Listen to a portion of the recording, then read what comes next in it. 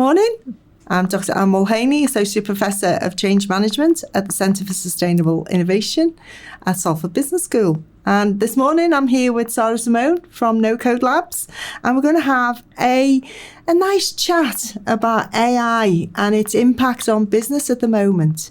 So good morning, Sarah. Good morning, Anne. And yes, I'm Sarah Simeone, and I'm the founder of NoCodeLab.ai.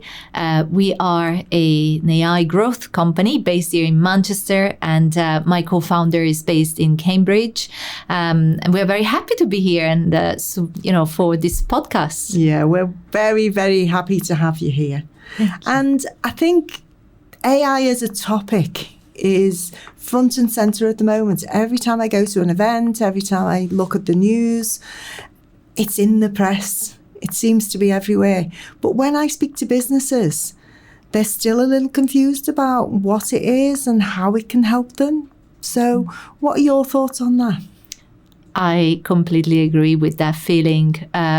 Since last year, actually, we started officially in May 2025 to operate as a company. And since then, we've actually trained over 2,000 business owners, entrepreneurs, micro businesses, SMEs. And that's exactly the feeling that, the same thing we're seeing on the ground. There are a lot of people that are confused. There are a lot of tools that are thrown at them. And there is still big confusion about what can this do for my business? How is this going to help me grow, help me, solve the issues and problems that I face daily? I think that's it, isn't it? I think people don't connect AI with problem solving. It's more, it's one of those things I need to look at, understand. But it is actually a very powerful tool for problem solving. So if people could step back a bit and go, okay, what are my problems today? How can I ask AI to solve those problems? But I think you also hit the nail on the head. It's hard to navigate if you have faced with what might be now. I mean, there were 10 or 12 tools only months ago, and now it feels like there's hundreds of tools if you Google and search these things, or AI search them, as some people do. And knowing what each can do almost needs that new curator. So do you see yourselves as curators of or translators, really, of how can this tool help you in your business? It is so interesting that you just, you said that, because that has been, the role in my career since I started. I've always been in technical roles, and I've always been in the middle between C-level execs or, senior leaders and technical teams. And my role has always been like translating each other's, concepts and ideas and integrating new tools or, technologies inside these companies. I think that has helped me a lot to filter out also a lot of noise. Because everybody, of course, when you're dealing with a lot of vendors, you are starting to ask the right questions.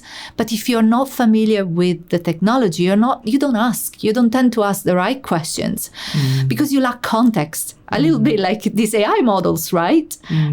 So that is something that we do daily. So, for instance, I spend at least 3 hours a day reviewing the market. I've got, of course, a couple of agents and news feeds landing in my inbox daily, but I spend a lot of time actually testing these new tools. Okay. And I now have my go-to tools. Actually, you said something about 10, 12 tools, but when I started No Code Lab last year, I created a section on the site with a list of tools.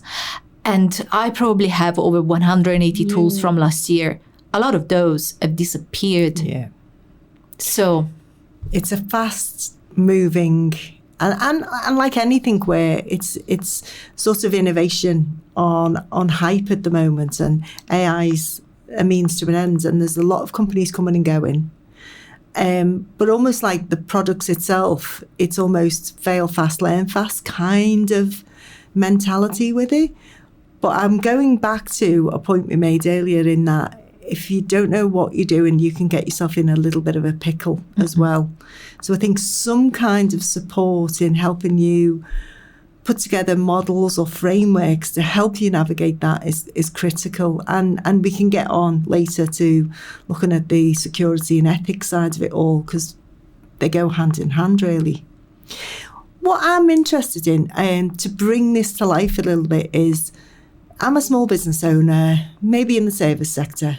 How could I use AI? What kind of use cases could you help me with so that I can bring to life, okay, so it will help me with that? So can you give me some examples? Absolutely. I mean, we actually work with a lot of service businesses, and I love to call them knowledge-based businesses. This can be agencies, media agencies, advertising agencies, consultants, coaches, legal firms, accountancy services. It is a very fascinating world because they come from, as I said, lots of knowledge that is being accumulated, and that knowledge compounds across time. And now a lot of these businesses are facing a lot of dilemma. First of all, they have a lot of assets, and that can be documents, that can be spreadsheets, that can be even just processes that are sitting in your head. You have employees that have got specific standard operating procedures. Sometimes they are written down, some other times are not. Most of the times, actually, when we go into businesses, they are not.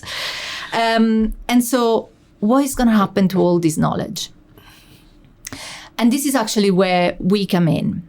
The first thing I do normally is to actually audit what is happening. The audit can happen in various ways. I hate questionnaires. So I still believe that even in the AI, era that we are in now, having a person to talk to you and ask you the right questions is so vital. So that's the first thing I normally do. We go into businesses, we ask a lot of questions that are focused around 4 pillars: people, products, processes, and the tools. Once we have all of this, it's so much easier then to put together a plan.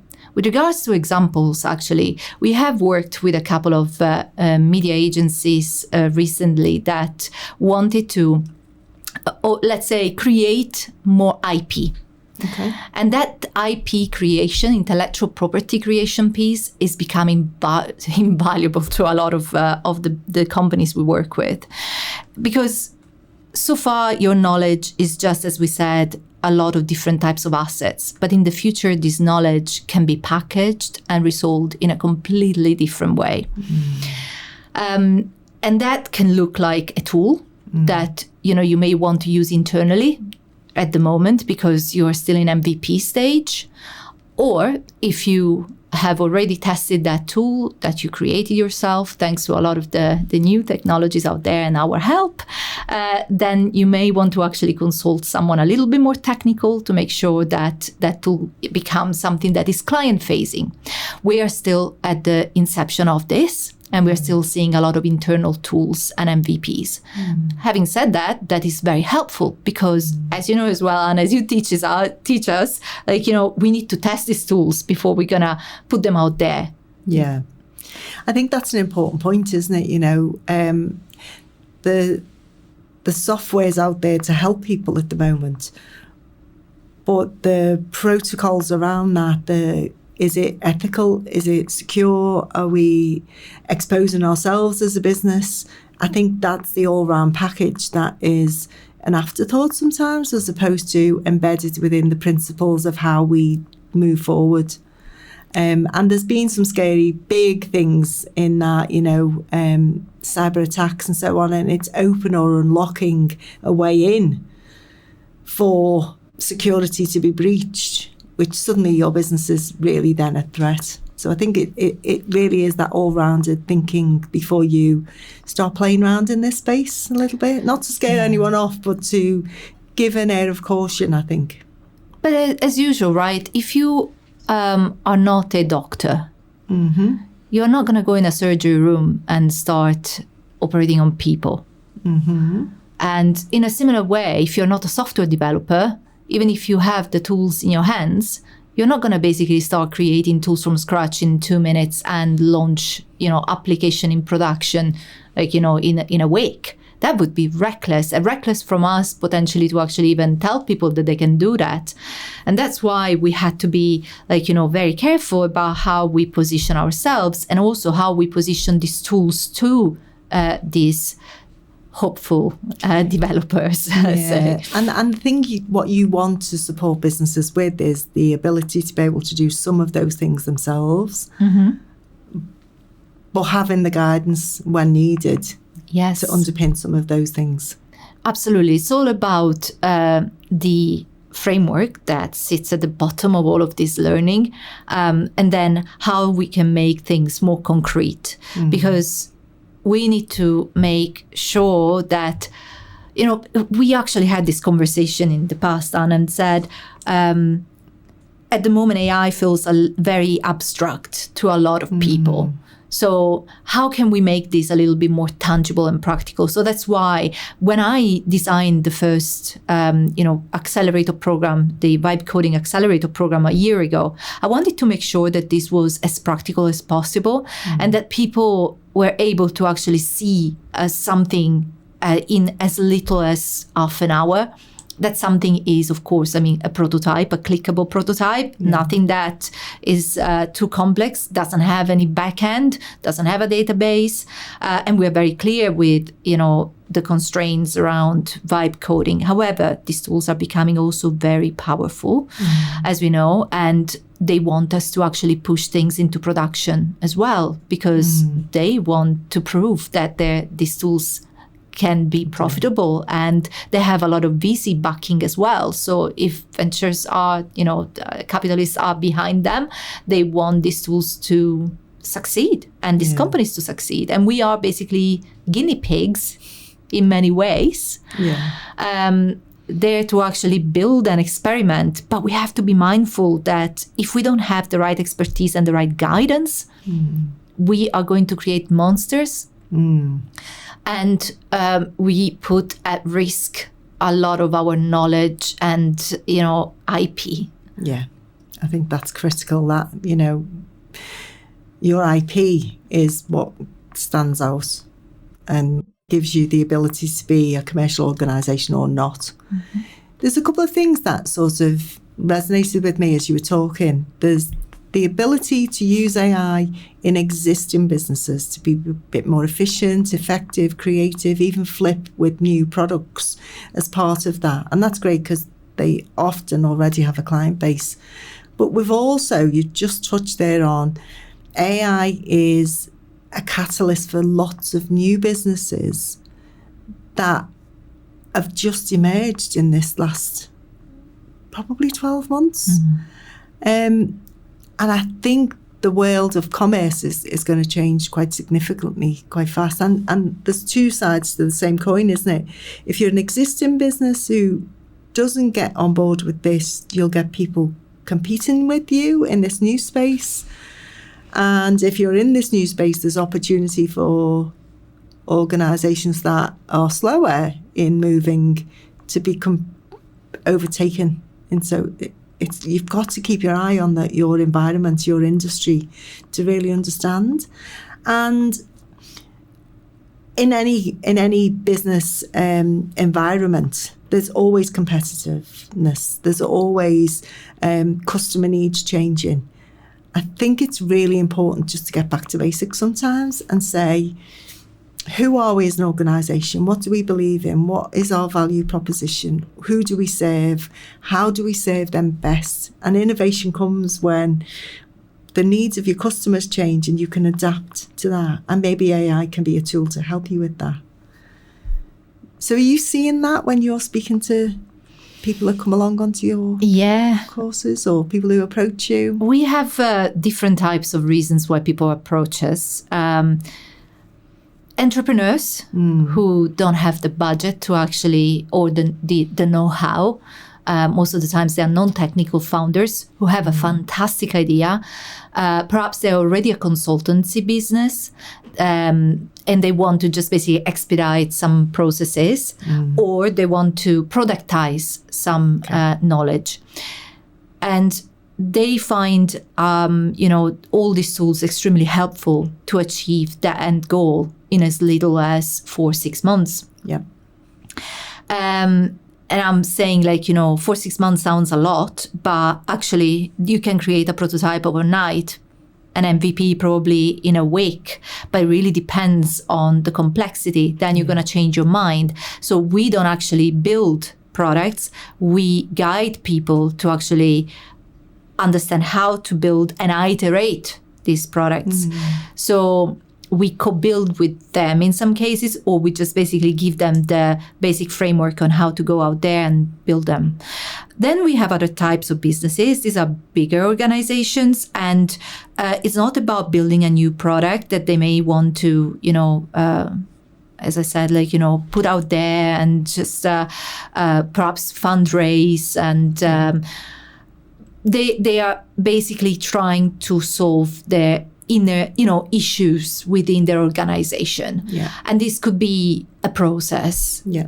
This could be how am I going to evolve based on, the fact that I've got a lot of competitors at the moment that are coming into my space and I need to be faster. I need to be quicker. The questions are always what am I going to do with my team? Yeah. With my products, with my tools. And we always say your biggest IP, this is actually quite an important point. In the past, IP was equal tech. Yeah. I don't think IP is tech. IP is us. IP is the people that are around us within our organization. Is our, way of thinking, is our frameworks, is the compound knowledge that we have acquired, shaped into products. That is our IP. So when people come to me and say I want to create this product because I want to be quicker, I'm just all right, okay. And once you're quicker and once you're better, what are you going to do with that? Because how are you going to actually leverage all, your people, employees? Well, I need to understand exactly what we're going to do with that. But then, of course, thankfully, we have clients who are so much better than that. And actually, they've come to us and they said, I want my team to be AI knowledgeable about this tool, about these tools, about, what is coming next. I want them to own the process. I want them to own the making of these tools. Yeah. These are the organizations that are going to go forward. Not the ones that are going to actually prioritize the tools, but the ones that are going to prioritize their people. Yeah, it's an interesting thing when we think about that skills capital that we have in our organisations, because I sit on lots of panels where skills are being debated at the moment. Have we got enough digital skills in the region? Have we got enough digital skills in the whole of the UK? I think it's more than that. We can train some of those things, but it's the understanding. You're right, the people who've worked in the businesses for a long time, who can spot things, who can go and problem solve using tools that will help them do that in a much better and faster way. So I think we need more people with different skill sets, and AI will be another part of that in their own armour of skills and knowledge. I think it's an interesting time. I think we're going to see some massive shifts in the next few years. 100%. These tools are going to become part of your toolbox. Yeah. In the same way that you're using, your emails, you will need to know how to leverage all these other myriads of tools that are available to us. And they are changing on a daily basis, because I can tell you it is overwhelming. It is very overwhelming for us that we are at the forefront of this. I research new tools, methodologies, everything. I put aside 3 hours a night every single day, on this, what is next, what is now, what is here, trying to understand what changed within the Google ecosystem. Because, that also, as a simple example, for instance, Gemini keeps launching, new tools, new things, So, it is quite tricky. It's almost as well, you and I had a conversation a while back about the types of AI tools that are out on the marketplace. And as a layman, as a business owner, a manufacturing organisation that has tech which produces product, but the back end tech is just, your typical office running a traditional organisation. Knowing what AI can do for you and knowing how you can embrace some of that, but then going and searching and going, well, do I need a digital media suite? Do I need a programming tool? Do I need something to help me with my platform?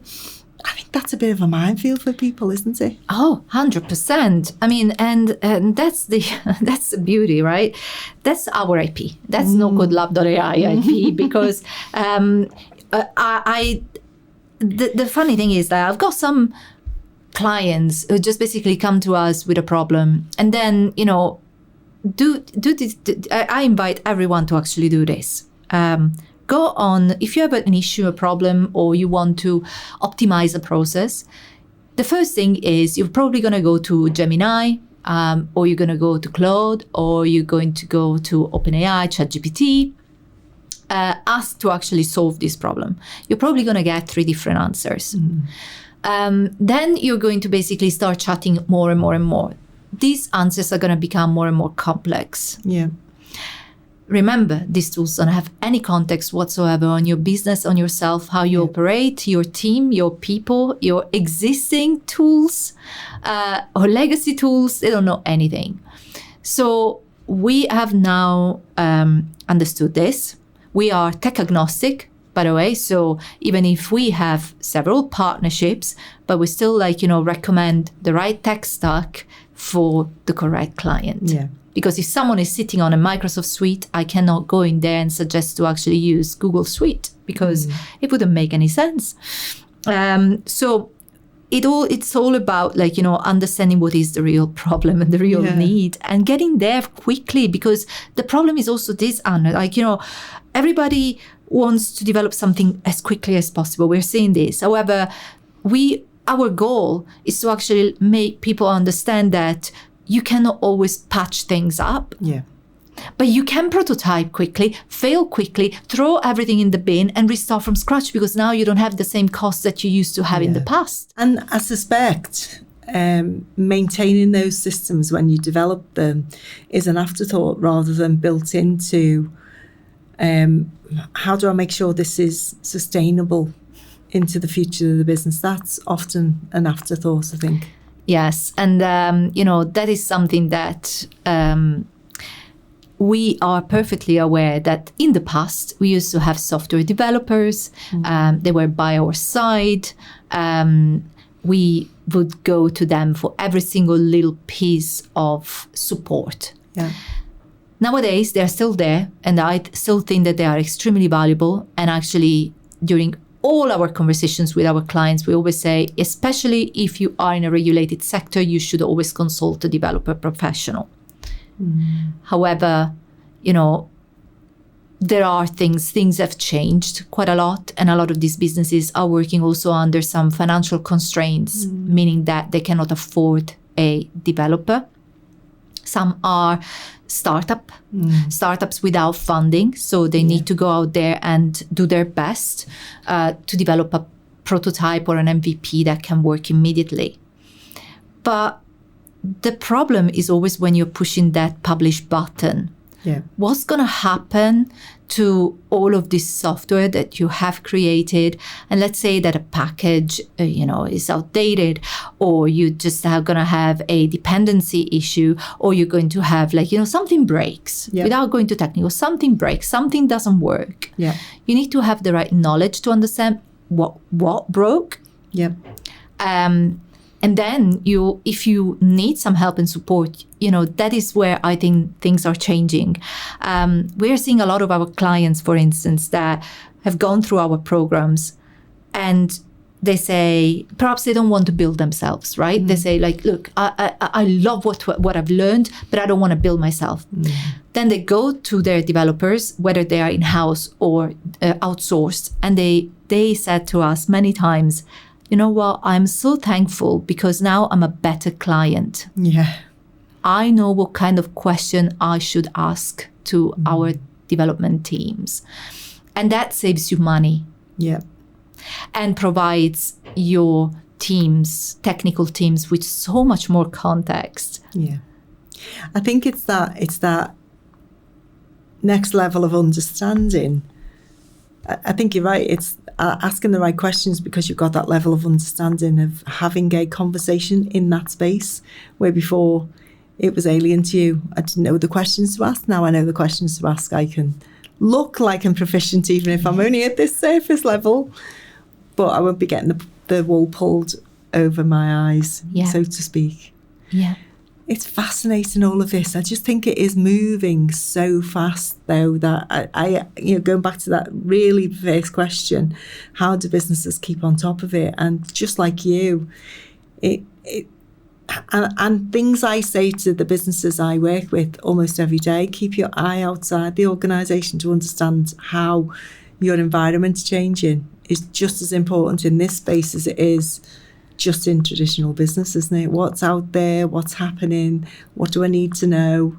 Just keeping on top of it. It's very, very confusing time, I would say, for a lot of people.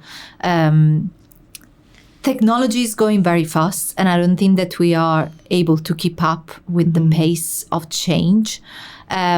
Smaller organizations are trying their best to actually incorporate some of this technology within their businesses so that they can either save time, save money, make more money. That's what we normally help and support people to do.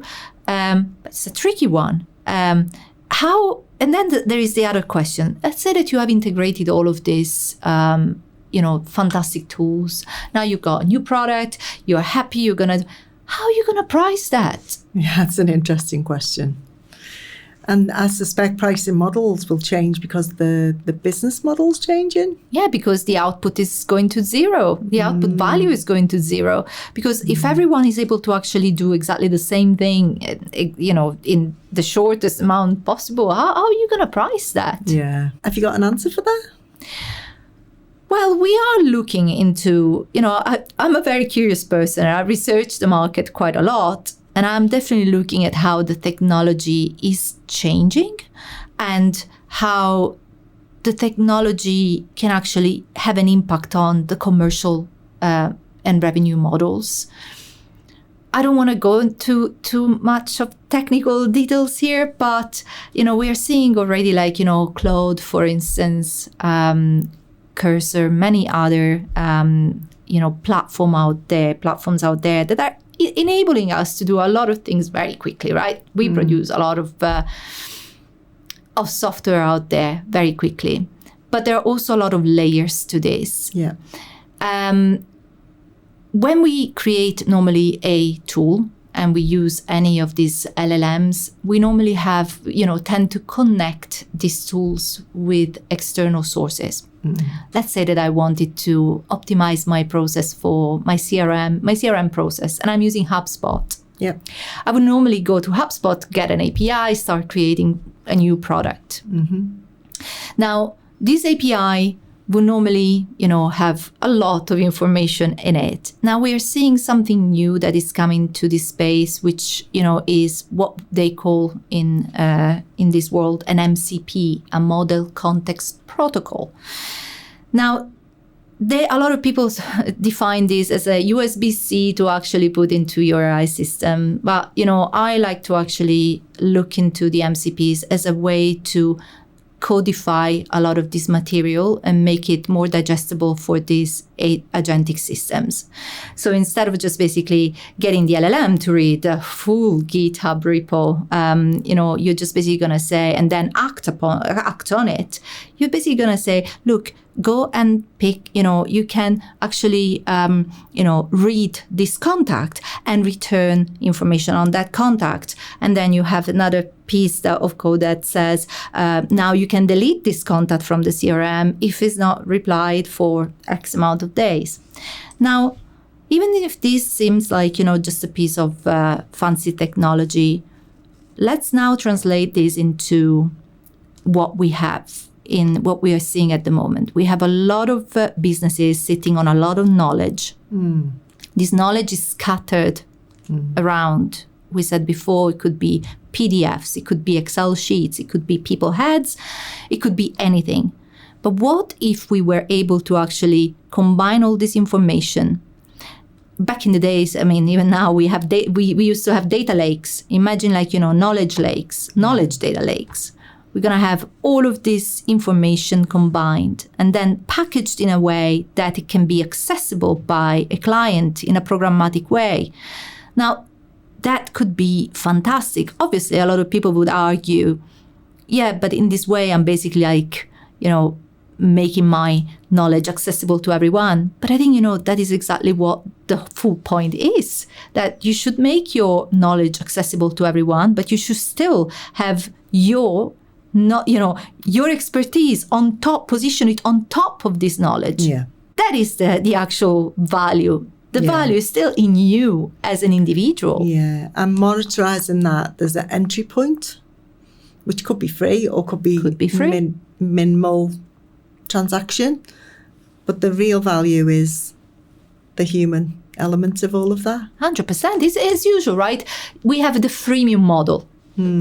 So you can, you have a lot of lead generation campaigns, a lot of lead come in, and when they come in, normally you need to score them. Yeah. You know exactly which ones are going to convert. Yeah. And you're going to put a little bit more time towards those ones who are going to be high-value customers or potential high-value customers. In a similar way, your knowledge could be accessible to everyone. Yeah.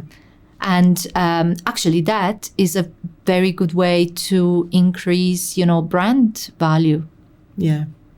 And then, of course, add on top your expertise if the client wants something more custom, bespoke, requires or perhaps is a more complex type of project. Yeah, I can see how that might work.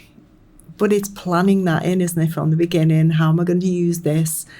How will it be of commercial value to me? I just want to go back a little bit. I'm a small business owner, any sector. I've read a little bit about AI. Where would I start? What to do first? What would be your advice? A lot of people start from ChatGPT and Google, of course, right? And that is great because we need to all start from somewhere. The beauty is that a lot of the tools that we're now using, we've been using for a long time. Now they have an added layer of AI added to it. Yeah. Most of the times they are just like, wrappers of whatever LLM is out there. But at least we're already starting to experience what it means to use AI-powered tools.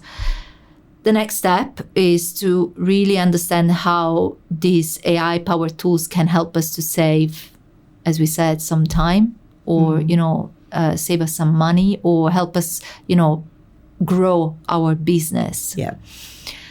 In order to do that, we need to be aware about what is available to us. Yeah. And it is very daunting out there because there are a lot of vendors pushing things at us. Yeah. So what I usually say is like, don't buy more tools. All you need is the implementation layer. Understand how to implement these tools. What do you need? Start always from the problem. Yeah. Start from the problem, because if we start from the solution, it's not more that we're going to find problems. But, sometimes we are sitting on a problem on a daily basis and we want to ignore it. Yeah. use AI to solve your problems. Be curious. Don't ignore it, and be more aware. I think they're some valuable things just to have a go. Don't be too scared. No, test as much as possible, because these tools offer free accounts, freemium, they're freemium or anyway, right? So go in there, start testing as many as possible. Yeah. I mean, as we actually said this in the past, consider you are a kid again. You want to build, you're in a playground. Don't put personal information in these tools. If you are testing them, of course, don't put pictures of your children, don't put pictures of yourself. But, you can just basically, or sensitive data, but you can still test a lot of these things. We were talking about Notebook LM, and how we can actually use it for studying, or to organize our ideas. And that is fantastic way to actually start, experiencing how to create a podcast or, a presentation or flashcards. And it can be adapted to a lot of use cases. Yeah. So I like that analogy. Be curious. Almost get your sandpit somewhere you can play in a safe environment. Understand what it can do for you, and then get some support to help you really do it in a way which is ethical, safe, secure, and you may then have something that will create that efficiency or even that new idea that could grow your business. 100%. This is a fascinating topic. We could talk all day, but I think we're just about there. I think that's been fascinating for me. Thank you, Sarah. Yeah, no, thank you, Anne. Thank you. It's been great. I love it. Yes. We could talk all day. Thank you. Thank you, everyone.